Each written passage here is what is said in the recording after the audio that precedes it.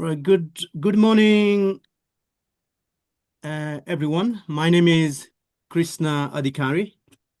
I am the moderator of today's Nepal Dialogue UK webinar series, which is 13th, organized by Center for Nepal Studies UK. There's a team behind this series, including Naresh Kapangi Magar, who is co-convener, Lokendra Puristakal, the Executive Director of Center for Nepali Studies UK, Dr. Sangita Srestha Socha, who is a media coordinator, and Susma Basnet, a member. And we have got our advisors and other associates involved in this process. We have successfully completed the whole series of 2025, 12 episodes, which included 6 research-based talks and 6 panel discussions on the themes of contemporary interest. With this, we are entering to 2026, and today is the first session of the year, and I would like to extend Happy New Year to you all on the behalf of this Nepal Dialogue UK team. Foreign aid is a very important issue for Nepal, and also one with a lot of contestation. And it's very interesting, especially in Nepal, in recent years, and it has been a subject of discussions for both its pros and cons. Today we have a talk on this theme, talk on foreign aid, international development aid, and Nepali State, to be given by Thomas Bell, who has done some research on this subject. He will be explaining about it when he did it and how he did it. But let me introduce you the speaker before we enter the talk. Thomas Bell moved to Nepal in 2002 to work as a journalist, covering the final years of the war and peace process for publications including Daily Telegraphs and The Economist.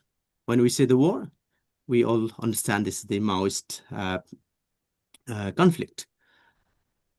He later worked for the political office of the United Nations during the constitution writing process. He is currently a researcher at Human Rights Watch, covering Sri Lanka, Bangladesh, as well as Nepal. He is the author of 2 books about Nepal, Kathmandu, which was published in 2014, and Human Nature, a walking history of Himalayan landscape, which was published last year in South Asia and last month in Britain and elsewhere. So this is very exciting theme to be given by somebody who knows Nepal very well as an insider, with his long association to the country. Of course, he is not himself a foreign aid donor nor the Nepali bureaucrat, so it comes with some limitations there. So before I invite Tom to deliver his talk, I just would like to remind our participants, and think most of our participants are also, the regular participants, and they understand the rule. Participants will be kept muted at all times, and we will take your questions and comments through chat box, and look forward to very active engagement. With this, I invite you, Tom, to deliver your talk. Next 25 to 30 minutes is yours. Then there will be question answers and comment sessions, discussion. Thank you, Tom. Well, thank you very much, Krishnaji. Happy New Year, everyone. And thanks to the Nepal UK Dialogue for inviting me to give the first talk of the year. It's great to be here. So this is based on some research that I did several years ago. Very honestly, quite a small piece of research.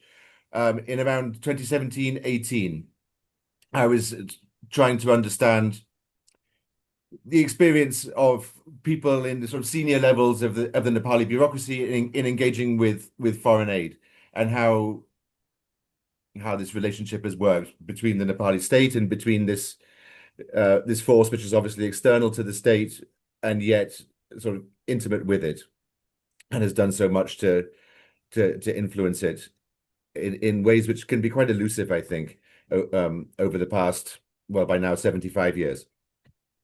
So the form in which I'm going to give it was developed for a an event in Oxford, which took place late last year, on the occasion of Dr. David Gellner's retirement. So it partly refers to his work, and I'm going to give it in basically the same form that I gave it then, basically by reading it out. Krishnaji's very kindly prepared some PowerPoint slides, and I think he'll move through those at the same time. They summarize basically what I'm going to say. And so I start off with some sort of general remarks, and then get into the account that was given to me by these senior bureaucrats, either recently retired or still serving at the time when I did these interviews a few years ago. So from its inception in the 18th century, the Nepali state has been bureaucratic and centralizing, asserting a monopoly over taxes, violence, and sovereignty in principle, even if the scope of its activities was narrow and its authority was often remote in practice.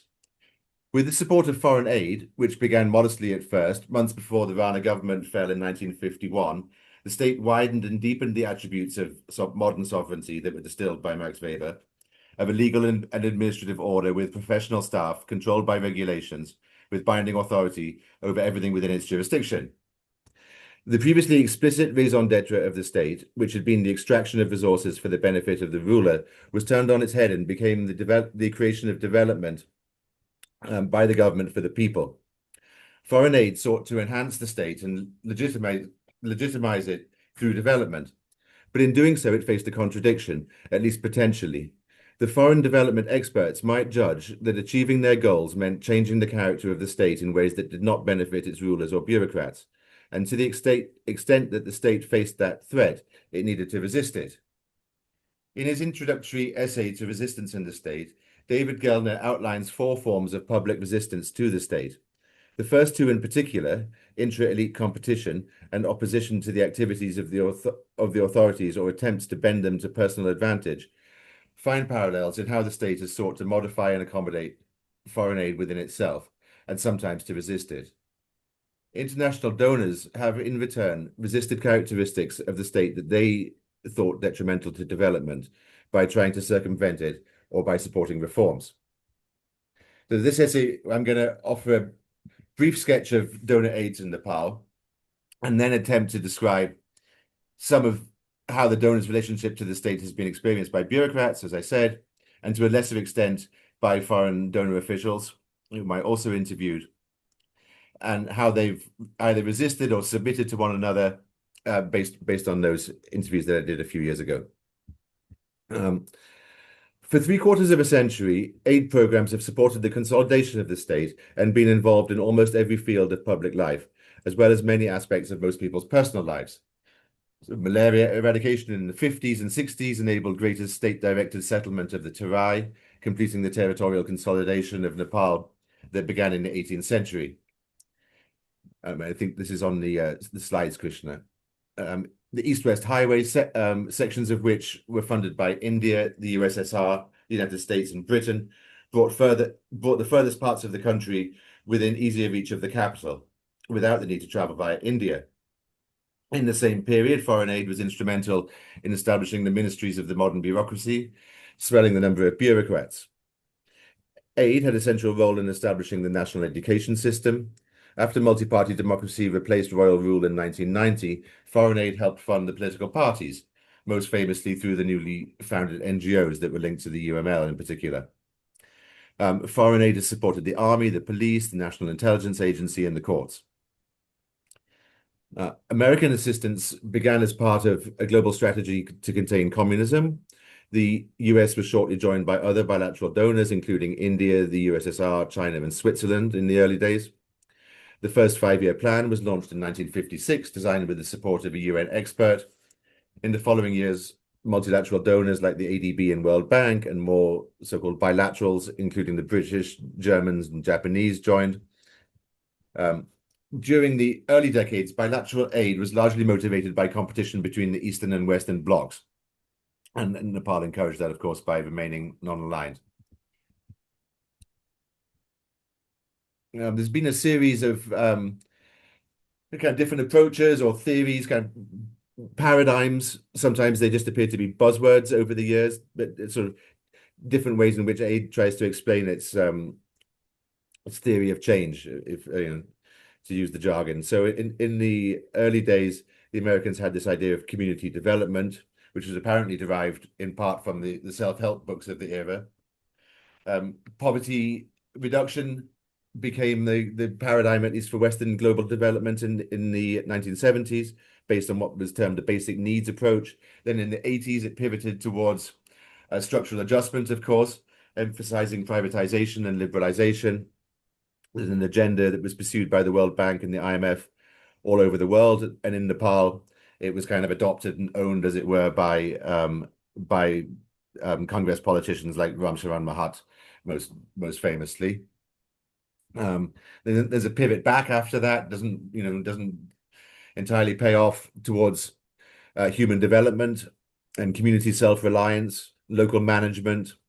These were the basis of the National Planning Commission's 10th plan, which ran from 2002 to 7.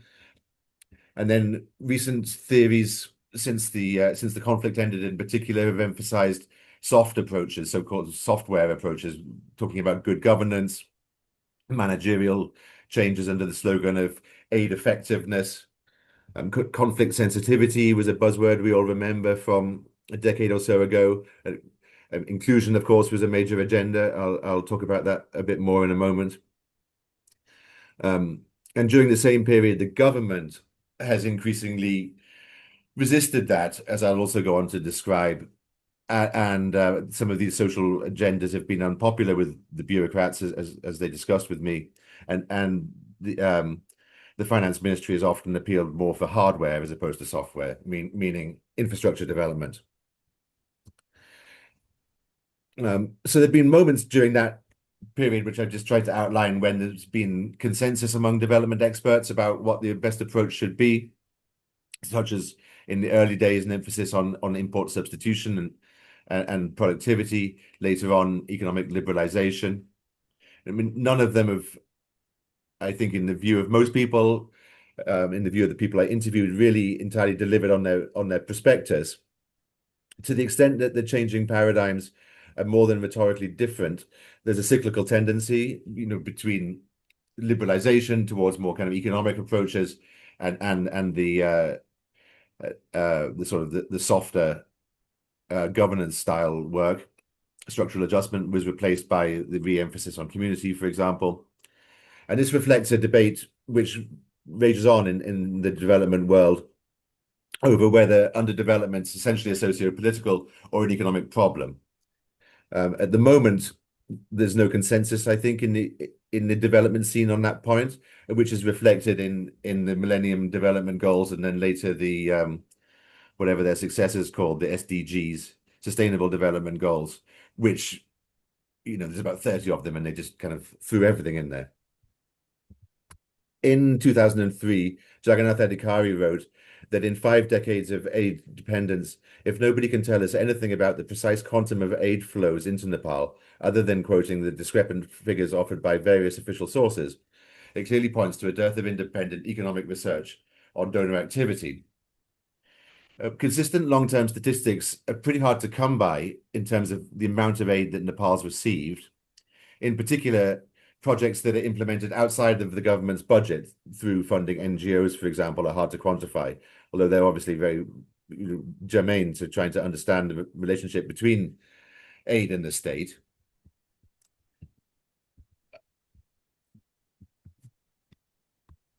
Based on figures from the World Bank and Finance Ministry, if one uses them as a proxy, at least for the trends that have taken place, it appears that during the Panchayat period in the 1990s, overseas aid was around 10% of government expenditure, leaping to around a quarter of government expenditure after the millennium, and there were some slides which show this. These graphs are based on World Bank data. It's not a comprehensive account of all the foreign aid that's been received, but let's take it as a guide. Reasons for the increase in aid since 2000 presumably include support for the peace process. There was this search for a peace dividend, and then a few years, a decade later, aid after the earthquake. In the period after the earthquake, Nepal was receiving in excess of $1 billion a year in foreign aid. The same data from the World Bank and also the Finance Ministry shows that in the period after 2000, the share of loans within that total of foreign aid versus grants rose. Since 2021, according to this data, the level of aid that Nepal has been receiving has been falling. And that's clearly accelerated since US aid was abolished last year. British aid is also being cut. So presumably that trend, although it's not reflected in any up-to-date data that I have, has continued. The International's core premise throughout all of these changes over the past 75 years has not changed, and that is that the legitimacy and stability of the state rests on its ability to raise living standards. A state which the donors have sought to support, and a legitimacy which they've sought to buttress. That premise can be questioned, I think, to some extent, whether that's really the basis of the Nepali state's legitimacy. But anyway, it has been the common premise. There's a significant degree of consensus among the bureaucrats that I interviewed in 2017-18 in their assessment of aid's role. All acknowledged various benefits, from malaria eradication to the spread of solar panels and piped drinking water. Progress in basic health and education was recognized, although state health and education services are obviously avoided by anyone who can afford to do so. The interviews were unanimous, though, as one put it, that the donors, quote, have not been able to achieve their objectives. Money has been wasted, he said. I should say that all of the bureaucrats, these were mostly at the sort of secretary level, they were all men, they were all high caste men. So that I think that's fairly representative of the the character of people at that level of the bureaucracy. They pointed out that there's been little progress in building sustainable institutions, as they put it. Certain gains, such as roads, were said not to be secure in the absence of bureaucratic incentives to maintain them. Neither has there been, someone said, leapfrogging economic growth. One pointed out that Nepal remains a least developed country. I think it's due to graduate this year. A least developed country with an economy reliant on aid and remittances. All interviewees also accused the donor sector of creating negative effects, such as dependence, undermining state institutions in ways that I'll discuss. All agreed that Nepal needs aid. Nepal needs aid, as they said, but except for one who ruefully entertained the dream of a moratorium. And the bureaucrats were also united in dividing blame for the failure of development roughly equally between the donors and the government. According to one noted critic of foreign aid among them, the donors can't be blamed entirely. Firstly, you have to keep your own house in order, he said. The foreign donor staff, on the other hand, who I interviewed, tended to blame the government more or less exclusively and to acquit the donor sector of any responsibility for these disappointments.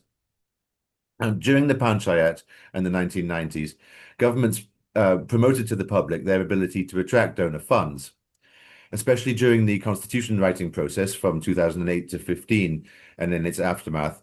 There were increasing attacks on the donors by some politicians and sections of the media, which had previously been rare.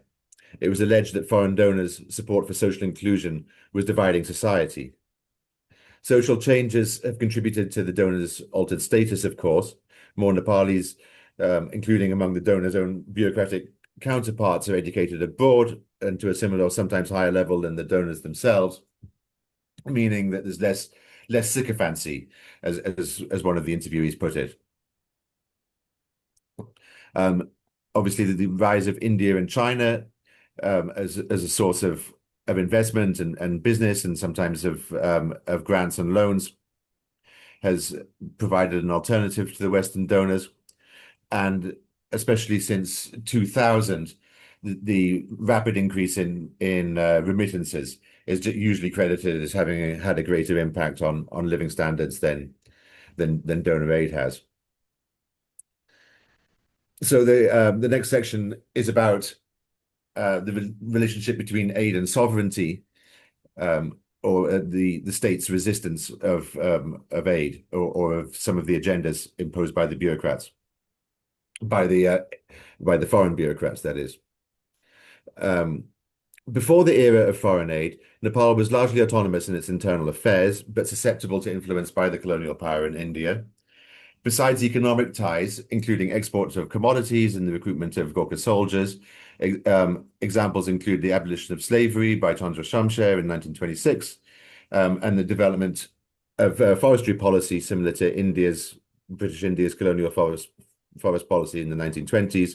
The Nepal Police, of course, was established on basically the colonial Indian model in 1952, obviously a few years after the British had actually left India. And that's obviously around the time when foreign aid begins. Foreign aid is sometimes described as neo-colonial, which invokes that enduring power imbalance between the East and West, or the global North and South. But it suggests a character of duress as well, which doesn't really exist in the aid relationship, as I'll try to describe it. Nevertheless, there's this kind of paradox that foreign aid brought foreign influence, really within the state, inside Singadaba, right, where both the government sat, and the donors, the advisors, the consultants sat with them. So it kind of deepens the external influence that had been felt before. Successive governments were by no means helpless to resist unwelcome projects, however. It's hard to find examples of donor funding being withdrawn because the government failed to meet conditions the donors had imposed, or of projects surviving long in the face of official hostility by the Nepal government. Despite their power, donors perceive themselves to be at the mercy of the national bureaucracy, whose cooperation they rely upon. So, setting priorities. How are the priorities for donor projects set? In interviews, former officials agreed that neither politicians nor bureaucrats have typically been successful or even shown much interest in directing donors' priorities. Rather, according to one, the general tendency is to take the money where they can. That's a quote, because, and the quote continues, the majority of bureaucrats are self-interested. They're just happy to be getting the money. Bureaucrats know that the relationship is not going to bring them a big personal benefit apart from a few foreign trips. Unless they have not fulfilled their personal need or interest, there's not much criticism. Close quote. According to a Nepali employee of a multilateral aid agency, one of the development banks, I get nothing back from the government officers on my project, so how can you call that imposing our agenda on them? Bureaucrats described to me a variety of tactics adopted by donors to overcome the state's inertia, to get their programs approved and their business done. From the donors' point of view, these are necessary concessions to the Nepali system. Indeed, as one Nepali government officer put it, foreign officials, to quote, behave like a Nepali. And there's a slide, Krishna, with that heading, by picking officials to work with according to their personal ties. Interviewees described a suite of inducements offered by officials to donors, including consultancies worth a few $1,000s to write reports in their spare time, vehicles and mobile phones for those involved in projects, and especially foreign trips for capacity building. These foreign trips were mentioned so often that they appear to be a defining mark of the relationship. A retired finance ministry official described these trips as like a free holiday. No seminars, no meetings. It's a corrupt activity. This is bribing, he said. A veteran foreign donor employee more or less acknowledged the point, although characteristically of the donors, while kind of evading the real criticism at the heart of it, saying we're a party to it, but it's the cost of doing business in Nepal, adding, I blame the state. When, as sometimes happens, officials raise objections to aid programs, not because they offer no personal benefits, but because they believe that they are misconceived, then the donors can go over the official's head, subverting the administration they purportedly support. This is a quote. If someone is speaking on their country's behalf, you should respect that. If someone is saying no to preserve the system, said a Nepali bureaucrat turned donor employee. Whenever it suits the donors, they're not concerned with being rules-based, agreed another. Donor agencies often hire ex-government bureaucrats to manage relations with the government. Several interviewees noted that this means that traits in the Nepali bureaucracy are replicated within the donor agencies. As a recently retired senior official, who does not work for the donors, put it, people in the multilateral agencies working through documents, designing the procedures, are all ex-bureaucrats. The guy who was in the road department now looks after the road department in the donor agency. People who never did anything in the ministry end up being hired by the donors to solve the ministry's problems. For these reasons, all interviewees agreed that foreign aid has not strengthened government institutions in desirable ways.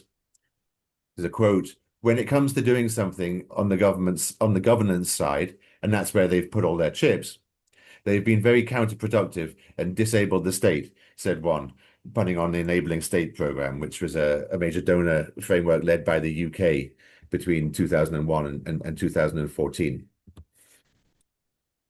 So in the next section, I talk about some of the dynamics arising through money, the financial relationship.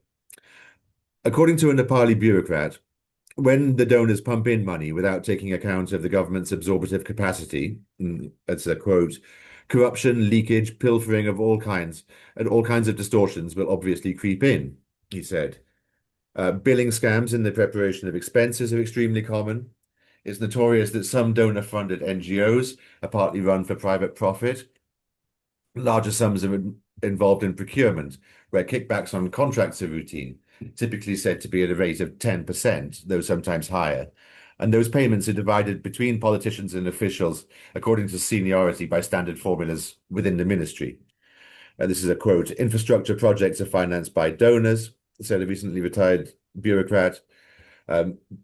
Big corruption happens in road construction and bridge construction where the development partner's money is involved, close quote.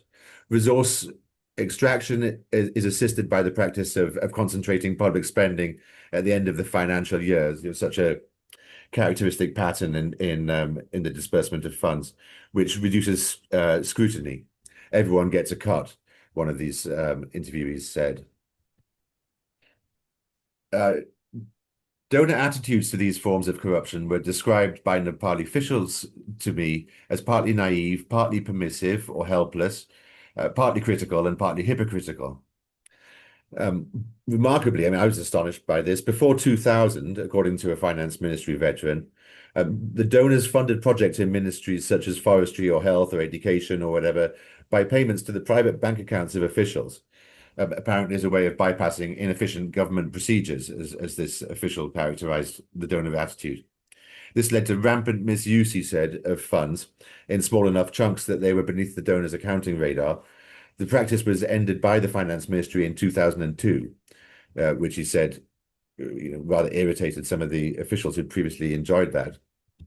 Several interviewees drew a moral equivalence between the frankly admitted vices of the national bureaucracy and donor behavior at a personal as well as institutional level. According to one, donors are engaged in siphoning off aid to their home countries, including through exorbitant consultant fees. Resentment towards consultants, criticism of consultants occurred repeatedly. To many, the high-end consultant economy appears morally similar to the rent-seeking, which is called corruption, when Nepalis practice it. A Nepali bureaucrat complained that there's been very little work on public administration reform. And even that, he said, was more or less a formality. The donors are working without knowing the political economy, who is getting what, why resistance is coming, what are the incentives. Sometimes donors are being naive he said. But also, he continued, they know that this is politically sensitive and no one is willing to bell the cat, as he put it. According to a former bureaucrat now working for a development agency, it was a quote, corruption-wise, frankly, the donors are not able to talk about this publicly. Some government officials talk about this more openly than the donors. When projects don't work, he continued, the development partner blames it on one problem or another with the Nepali state, such as inefficiency, corruption, frequent changes of government. But he said, what is the purpose of your aid if you can't make me non-corrupt or efficient? And he compared the donors to an unsuccessful doctor who complains that all his patients are sick. Notwithstanding all of this, several interviewees did say that projects involving international aid are usually better administered, in their opinion, than those which are entirely funded through government revenue. So then the interviewees turned to expressing their antipathy, frankly, their personal antipathy towards the donors that they'd worked with over the years. Several bureaucrats, especially those who've worked as consultants to foreign agencies since retirement, pointed out that the bilateral donors have understandable reasons to try to work around government systems, including fiduciary risk, which is the kind of sanitized jargon for corruption, and weak absorptive capacity. Some said that donors are justified to believe that the government is less likely to serve marginalized communities. However, they also pointed out that donors working around the government undermine the state. Building sustainable government institutions has been a goal throughout foreign aid's history, and the fact that these are not said to have emerged leads to what the interviewees repeatedly described as dependency. And after mentioning dependency, they often moved on to expressions of humiliation and resentment towards the donors. One described a psychological and moral impact that left recipients with no need to produce, only to go with the flow. Particular resentment was directed towards foreign consultants, as I said, who were repeatedly described as unqualified, wildly overpaid, apt to pursue personal notions, and inattentive to Nepali opinion. There were complaints of routine slights and indignities inflicted on career bureaucrats. A notable theme among those was experiences of humiliation suffered at the hands of immigration officials at foreign airports, typically while on donor-sponsored trips. One bureaucrat even fantasized that he could be the immigration officer at Tripura Airport, that donor officials who'd gone over his head to negate principled objections that he'd raised against their project, that they would meet him next time they come to get their passport stamped when they visit Nepal. For the donors, the poor performance of sectors that they fund is a justification for aid and renews the search for keys to unlock aid's effectiveness. However, the consistent underperformance leads some Nepali observers to question aid's rationale and to doubt its true motivations. All interviewees partly accepted that aid is motivated by altruism, but this wasn't regarded as an adequate explanation. Additional explanations fell into two categories: political agendas and incentives within the donors' own bureaucracies. So the perception of political motivations is clearly justified up to a point, even though the donors tend to take Nepali politics as it comes. In the early decades, Cold War rivalry was obviously the acknowledged motive. After 1990, the same donors who'd supported the royal government were glad to support a young democracy. During the Maoist conflict, foreign donors sought to bolster the state against the insurgency, including with military aid. Then after 2006, they pivoted to support the peace. The agenda of a new Nepal in 2006 originated from the Maoists, and it was owned by all the political parties that participated in the Second People's Movement. Commitments to social inclusion, federalism, and other reforms were enshrined in the Comprehensive Peace Agreement, in the interim constitution, and in the manifestos of all the major parties in the 2008 CA election, including some parties that were not entirely committed to all of those agendas. The donors that backed them found themselves in the firing line when there was a backlash following the 2008 CA election. According to a retired finance ministry official, maladroit projects aimed at addressing caste and ethnic discrimination created social rifts. All of the problems we have, most of them are not our doing, he claimed. They're the doing of these development agents as well. He referred to strikes, vandalism during protests organized by donor-funded advocacy groups. A majority of interviewees faulted the a minority, I beg your pardon, a minority of the interviewees faulted the conservative attitudes of their government colleagues and regretted that the foreign donors had backed off from that inclusion agenda. Some criticized the donors for their simplicity in their analysis and the crudeness of their interventions, and their naivety for being surprised at the pushback. In view of these troubles, it might seem surprising that the relationship between foreign aid and the Nepali state has been as stable as it is. The meeting of the professional incentives of the two parties goes a long way to explain that. This is a quote: "We need the donors, but the donors need Nepal," said a serving government secretary. They, the donors that is, only go so far as not to jeopardize their interests, agreed a retired top-level government official. For the donors, this is a quote, "Disbursement is the way they get judged, the way you are assessed." This was universally understood by all of the Nepali officials I interviewed to be the primary donor compulsion. "It's all about disbursement." This is a quote again. "It's all about disbursement. Not producing an impact doesn't harm your career anymore," said another. "This is with full connivance on our side," he added. "In meetings, they press for their money to be spent, but nobody in the government cares," he said. "They have review meetings and they give warnings. They rate you moderately unsatisfactory and so on. But ultimately, they've given you the money and you have to spend it." The foreign donor staff that I spoke to acknowledged that disbursement is an important factor, but again, they kind of denied the salience of this dynamic in acquitting themselves. As one put it, "It's kind of a shame if there's so much money and things aren't happening." Another said that when donors are dissatisfied with the government, they're unlikely to rock the boat, as she said, because everyone has their delivery targets, which are normally assessed annually. But the foreign interviewees generally minimized this as a dynamic within the relationship, as a key dynamic. So a few points in summary or in conclusion. Although foreign aid is, of course, external, the way it's operated within the ministries of Kathmandu for the past 75 years and purposefully aimed to consolidate the state makes it a somewhat paradoxical phenomenon. It's been predicated, of course, on strengthening the state, as I've said a few times, but the attributes which it's said to have strengthened are often perceived to be harmful, and in other words, not really strengths at all. So again, there's a kind of, it depends how you slice it, whether or not you can consider some of what it's done to have strengthened or to have weakened and or strengthened the negative attributes of the state.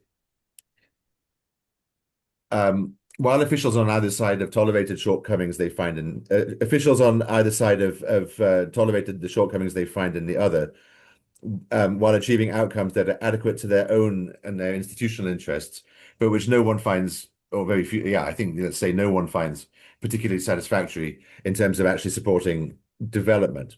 Not to say that there has, of course, been no progress in development. There has been, but not commensurate either with the promises which are made, the claims which are made on behalf of donor aid, or I think the expectations which have been attached to it.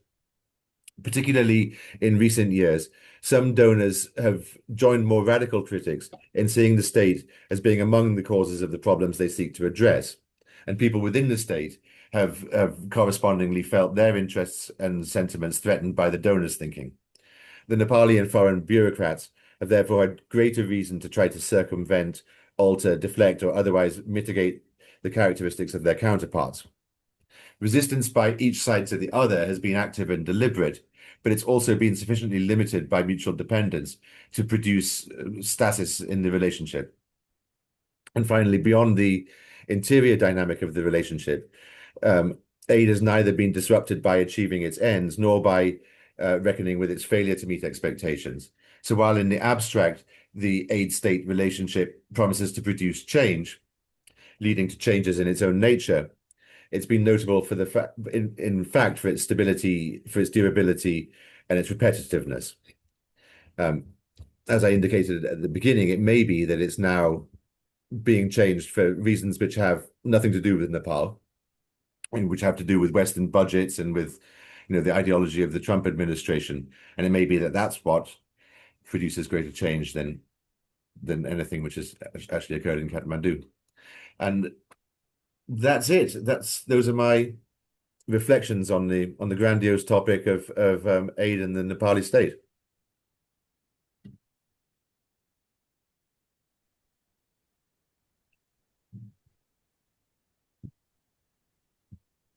Thank you, Tom. Of course, this is a very comprehensive, big topic, and you have tried your best to see how the relationship between international development aid mechanisms and Nepali bureaucracy functions. Basically, of course, many interesting questions can be asked about this topic, and uh, given the interest of the time, I don't think I'm going to ask my own question for now, because some of the questions I was thinking also have been put here in the chat box.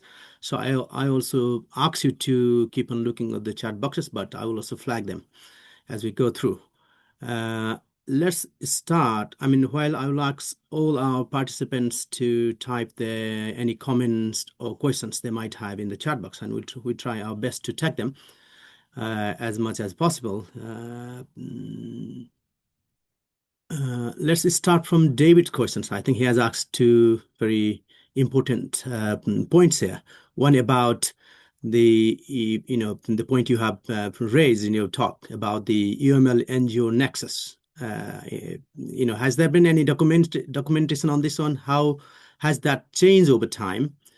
Maybe it is now on the way out, especially I think in the face of the Nepali state now more controlling the international development affairs, and NGOs getting lesser and lesser slice in the recent decades as well. That's the one point to take. And the second one, saying that governance programs actually disable the state is a very strong claim. Did interlocutor concerned actually give any examples of this has happened? So if you'd like to, delve on these 2 points first. In terms of documentation of the relationship between donors and the UML through NGOs, I mean, you would know better than me, David, but the first place I would look for something on that would be in the work of Krishna Hachetu. Um, uh, Beyond that, I'm not quite sure where I would turn. I don't know that it has been extensively documented. It's kind of got the quality of a truism, I guess, in Kathmandu circles, among people who consider these things, and many. I don't want to take names myself right now, but many examples could be given. But I don't know that it's been very thoroughly investigated. Um, on saying that the governance programs disable the state is a strong claim. Yes, I mean that was his view, and perhaps maybe it's something of a rhetorical embellishment. I mean, he was punning on the enabling state program, which I think became quite controversial and disliked in sections of the bureaucracy. It's especially focused on promoting inclusion and similar things, which were widely perceived to be appropriate in the aftermath of the conflict and during the peace process, and which, as I said, purportedly had quite wide political backing, although that political backing didn't turn out to be entirely genuine. I don't remember exactly what he said, but if I could, beyond what the quote that I give in the paper, but if I was to try to characterize the views which I think he and others were expressing, the kind of examples that might have been taken would have been federalism, which was very unpopular among many senior bureaucrats of the central bureaucracy, which they saw as weakening. Well, of course, it did challenge the unitary nature of the state, which was deemed to be yeah, disabling, as he might have said. Um, and and yeah, this kind of inclusion agenda, support for groups like is it NEFIN, the Federation of Indigenous Nationalities, the bureaucrat who referred to advocacy groups, doing protest and vandalism. He was referring to NEFIN. So this idea of you know empowering previously excluded groups, which of course was also part of the federal agenda, was what people had in mind when they made those kind of criticisms. You're muted, Krishna. Good. All right, thank you. Uh, I think Lokendra and Prabhat has asked more about the impact and the conclusion you also presented. I think the same question I have. I will come to this slightly later. Let's come to Bose, which is Bose Baral's point about he says, I'm an ex Big Four consultant in London. When we operate in the UK, US, and other Western countries, inducement isn't ever considered. None of the government organizations offer inducements and accept anything less than 100% transparency. However, when the similar consultants and government NGO employees work in Nepal and other third world countries, they completely transform into local corrupt employees. Wonder why and how we would eliminate that attitude, Tom. So he's giving his experience. What do you think? Well, I don't know. Yeah, I don't have any solution to that. Hmm. I think what's one thing I'd mention is that um, so that the donors are reluctant to, as someone who I quote in the piece says, bail the cat, considering that this is controversial and will kind of rock the boat and make it harder for them to get their job done. They tend to place their bets on what they call downward accountability. That I mean, this is not quite what Bojji is referring to in terms of sort of inducements and sweeteners. I mean, I guess the foreign trips would be the sort of paradigmatic example of that. But in terms of government of donor attempts to address corruption in general, in terms of sort of broader resource extraction from donor projects, they talk about this downward accountability, which means kind of posting information that everyone can see about contractors and how the funds are being dispersed. I think clearly that doesn't work. Partly because, of course, it's quite widely known, who's benefiting and who's pocketing the cash if that's being done inappropriately, and people sort of downward are unable to hold people to account for that. So I don't think that type of transparency has been very effective or is particularly promising. I think the solution has to be found elsewhere somehow. Hmm. Let me chip in here because we do have some time here. There are a couple of questions on the chat. I'll take them a bit later. If we have government bureaucrats, Nepal's government bureaucrats on the one hand, and the uh, donor agency representatives on the other, listening your talk, what do you think? How would they react? Why I'm asking this point is because you have brought different viewpoint from the different sides in your interview. But this could be simply impressions. It could be simply reflecting the wider account that's already been in a public domain. But what do you think, would be the reaction here? I think that, well, I mean, I would expect government bureaucrats, Nepali government bureaucrats, to broadly recognize and kind of agree with the account that's presented there. unless I've, done a terrible job and misunderstood unless it's unless it's no good. I think that we found to be broadly sort of recognizable. I mean, there may be other things which are missing and so on. I think among people, foreigners especially, who work on the donor side, they tend to respond to this in a rather defensive way, and um, reject it, really, honestly, to think that it's unfair on the donors. Okay, but you have brought the perception of the bureaucrats, which they otherwise might not be able to, get. Like Right. myself. Yeah. Okay, I'm coming to Lokendra's question here now. He has asked, this is very, conclusive type of point, which I wanted to take a little bit later.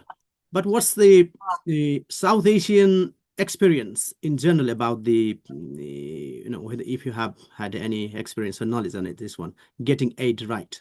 Is that, this kind of contestations and the processes, if you like, love-hate relations or fraud relations, somehow also the stable relations between the bureaucracy and foreign aid that, you experience in Nepal, also shared in other countries, at least in South Asia.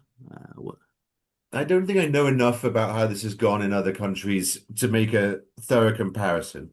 My my impression, and this is the also an impression which was expressed by some of the interviewees, the Nepali government interviewees, was that Nepal has been kind of unusually supplicant in its as a recipient of foreign aid.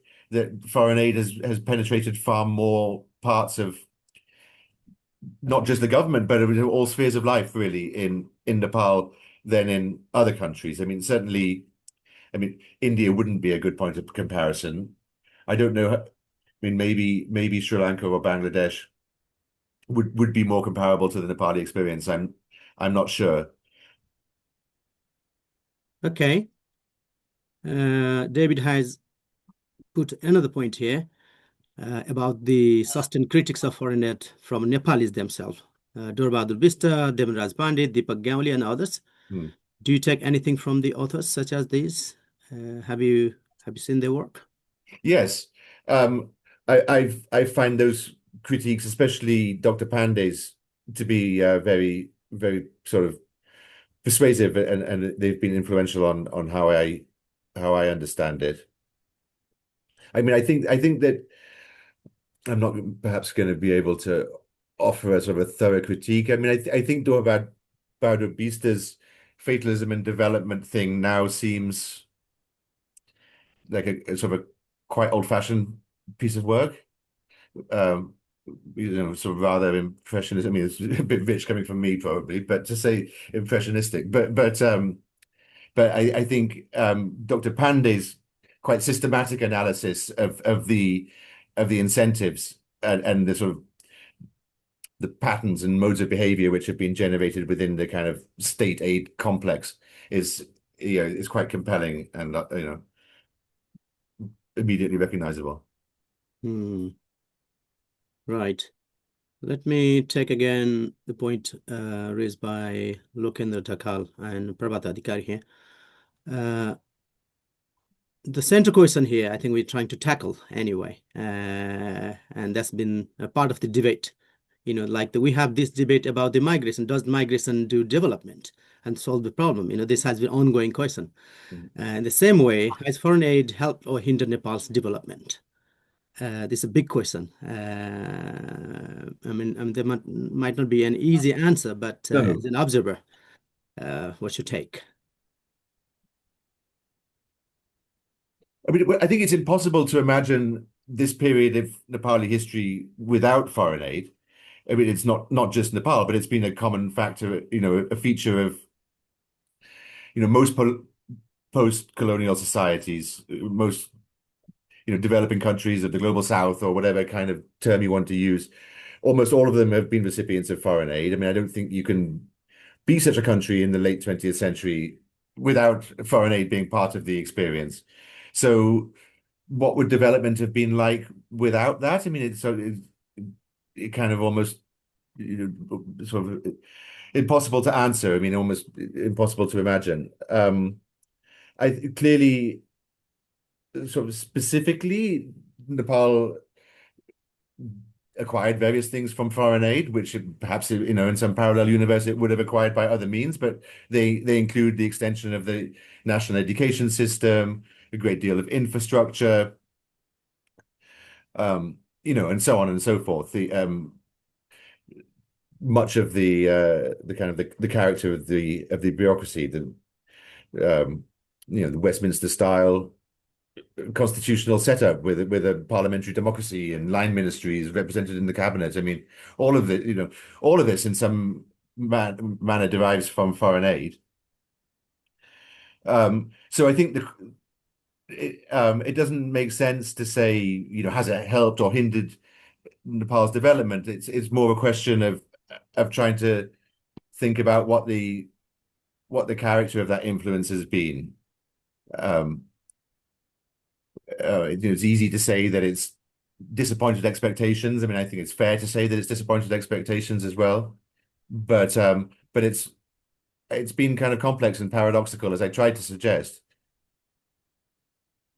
Yes, yes. Obviously, of course, it's not only foreign aid itself.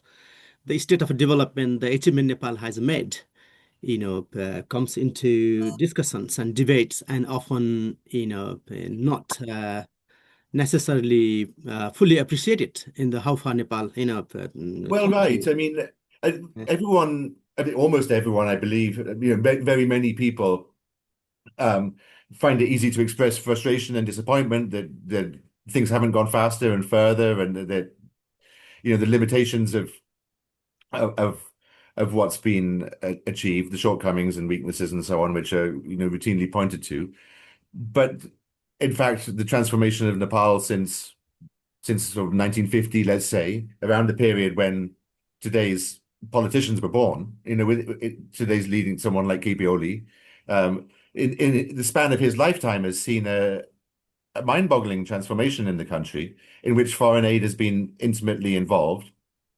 Presumably, there would have been dramatic changes anyway, even if it was possible to imagine that period of history without foreign aid. So it can't be said that nothing would have happened if there'd been no foreign aid. But the amount of change is so great that, I mean, I wonder whether it would have been possible to tolerate more change. I mean, there's only so much that people can absorb, right, in the span of a Right. single lifetime. Yeah. I think we have come to a very interesting time. How the funding countries, the bilateral partners, if you like, are now prioritizing the aid. UK reducing its commitment to international aid massively and prioritizing it towards the investment towards security and military weapons and so on. And in the United States, we have seen the rise of Trump, and in Nepal and other places, the US aid discontinued. I mean, this has a resonance to the point, Prabhat is asking that the sign of aid dependency on the one hand, uh, but on the other, it itself being curtailed. So, what is going to be the impact to the country like Nepal? And in Nepal itself, we have been fiercely debating whether we should be getting foreign aid or not. Also, as you meant, flag that Nepal is graduating to from the least developed countries status in November this year. So how can we see the new picture, especially foreign aid has been part of and also blame for social divisions and is so on, but EDI has been a dirty word now. The equality, diversity, and inclusion has been dirty word in many parts of the Western world, especially United States, and it's just spreading in companies and other places. Uh, so how do we take all this into the new picture of the aid scenario to the countries like Nepal? I mean, I'm probably come across as a great critic of foreign aid, or as a sort of staunch critic of foreign aid. I think that its loss is already being keenly felt. I mean, it's easy to say what its shortcomings are, but take it away, and that's going to hurt. I believe that the US aid cuts have cost the health ministry around a quarter of their budget, which the government's therefore had to find from elsewhere. So there's less money for other things. It's painful. I think that Nepal and other aid recipients can expect to see less donor spending. Um, it's not just in things like USA. I mean, the United Nations is undergoing severe cuts at the moment, for example. The kind of amount of money which is around. I mean, one field which I haven't really mentioned. Well, it's been mentioned a bit, but the funding of civil societies or human rights activism um, has, I believe, clearly contributed to kind of um, building whatever form of or partly forming the character of kind of liberal pluralism, which is significant in modern Nepal. I think the resources which have underpinned that are likely to become scarcer. It's I mean it's easy to agree with the sort of sentiments that you referred to in your question, Krishna, that it would be better if the resources for this kind of thing were found internally, that the sort of external support for it you know is not as good as if it were um, entirely sort of internally supported by Nepali philanthropists or other fundraising or whatever might be the alternative. But um, I lacking as that is, I think we can expect to see less resources for some of the very good things which, however inefficiently, foreign aid has helped to support. Thank you. We have a few points here. Let's take from those who haven't asked before. Deepak Sharma is asking you, would you like to share some of the best practices that you have experienced in Nepal in this context before you conclude today's session with a positive note? So Mm. even though we're not just concluding, we are going to have about 10 minutes of discussion. But yeah, let's check this one. On the same point, I also tried to raise before the progress we have made and the best practices. Um, I think possibly the most widely recognized and applauded approach has been community forestry. I know it's disputed. Something there'll be people on the call who know much more about community forestry than I do. I understand it's sort of somewhat disputed how much of the credit for that model belongs to the donors. Obviously, they took some ownership of it or attempted to took some credit for it. I think clearly had a significant role in it. Um, so that's worked well. Um, the I don't know. I mean, I think the problem is, I mean, I return to this thing that I appear to be a critic, and I'm basically repeating the criticisms of others. These are sort of widely held impressions, but the fact is that insofar as it's and sort of insofar as foreign aid can work or will work, it's just a very difficult, problematic, paradoxical thing to do, right? In which you're inevitably going to encounter um, sort of unintended consequences or sort of unattractive aspects which people find problematic. So the extent to which foreign aid is able to live up to its promise, remains an open question, I think. It hasn't either in Nepal or in most other countries um, fulfilled its own met its own claims, but nevertheless it has been helpful and the sort of insofar as the practices which it includes, have unintended consequences or negative aspects, that may just be an inescapable feature of the project. Great. I mean, yeah. The point we just discussed about the US courts and so on. I think there's a small comment here by Thomas Kaufman. Uh, uh, Courts from all major institutional donors and countries like UK, Germany, France. We call it the humanitarian reset. This can be just a comment, but do you agree? Sorry, I agree with what exactly? Yeah, I mean, the new court, Yeah. can the new court be called the humanitarian reset? I don't know what's meant by the term humanitarian reset. Is that they're only going to spend money on humanitarian relief and cut governance projects or something? Yeah. Um, yeah, I'm not familiar with the Yeah, term. I mean, Thomas can type a little bit of explanation there, and we can see that. I think we'd like to come towards the end, and I think the question I should have asked you before, but also we have got question here from David about. I just wanted to know about your method. I mean, I just wanted to know the number of people you interviewed Hmm. and what motivated you to do this research. And if you like to then also link this to the question asked by David, to what extent did your interlocutors display awareness of their own positionality as high caste beneficiaries of traditional privileges, positions, advantages, that therefore their objections to restructuring of state to include federalism and inclusion agenda might be self-interested. And I think maybe you can address Hmm. all these together. Right.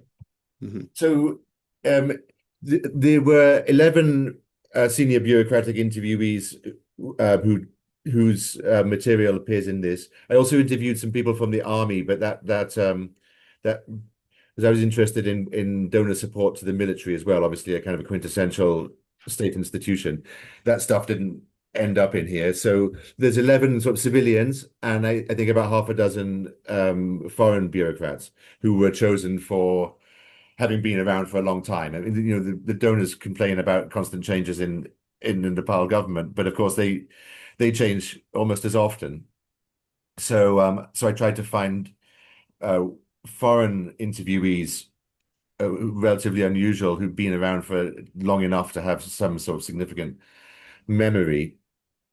Um, what attracted me to the subject? Well, I mean, as a foreigner living in Nepal for many years, um, perhaps perhaps I mean I guess I felt that understanding external intervention was of sort of particular.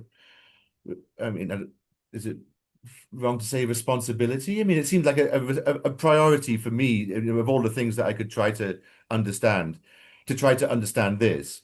I mean, it appeared to be a really sort of salient feature of the political economy, and one in which, and this has changed a bit, I think, since say 20 years ago, but in which a lot of the official discourse, the sort of the outward expressions, especially emanating from the donor agencies, appeared significantly misleading and dishonest. So it was a subject which I wanted to grapple with um, throughout, much of the time that I was living in Nepal. Uh, and I found it quite kind of, as I've used the term paradoxical already. It's quite elusive because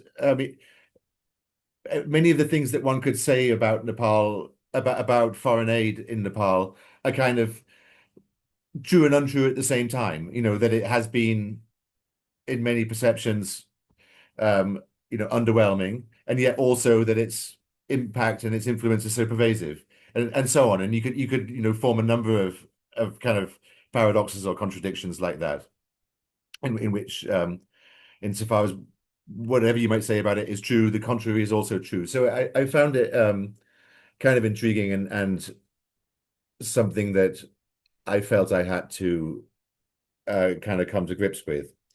So I think that well, that's my best stab at answering your question, Krishna. And then David's on to what extent did your interlocutors display awareness of their own positionality as high caste beneficiaries? I don't think any of them referred to their own caste. I mean, their attitudes on this kind of um, suite of issues around caste and identity and inclusion, which were at that time a real kind of pebble in the shoe of government donor relations. This is so around sort of 2018 or so. This is after the donors had made this their agenda for a decade or more, which it hadn't previously been, I think, really in any significant measure up until the period after the peace process. I mean, it'll show up in donor reports, analyses of the causes of the conflict, and so on before that. But in terms of actually being a project component, it really comes to prominence after the peace process begins, and it became a bone of contention. So it was a it was continually referred to in the interviews, but I wouldn't say that the interviewees kind of located themselves in their own status and identity in the the sort of formation of their own views on the subject. They were basically their views on the subject could be divided broadly into two sorts. There was the um, sort of conservative, status quoist, whatever opposition to this inclusion agenda, to federalism, to the donors' support for identity politics, and then there were those bureaucrats who welcomed the donors' engagement on that and said that they were correct to perceive that the bureaucracy, would not serve excluded groups, without being pushed in that direction, and who lamented the fact that the donors by that stage appeared to have backed off somewhat, and they faulted them for their timidity and their poor management of engagement in that area. One thing which is in a longer version of this paper, but which I didn't include in abridging it, was discussion of religion and Christianity. So you might remember that during that period, a claim that was made in criticism of, I mean, and here some of the sort of distinctions are lost in the way that it was described in the sort of public discourse. So the difference between donors and other forms of like foreign NGOs and missionaries and so on, but they were somewhat conflated. And people like KP Oli, other politicians, media commentators were alleging that there was an external project involving foreign aid to promote Christianity. This was something which some of the interlocutors referred to.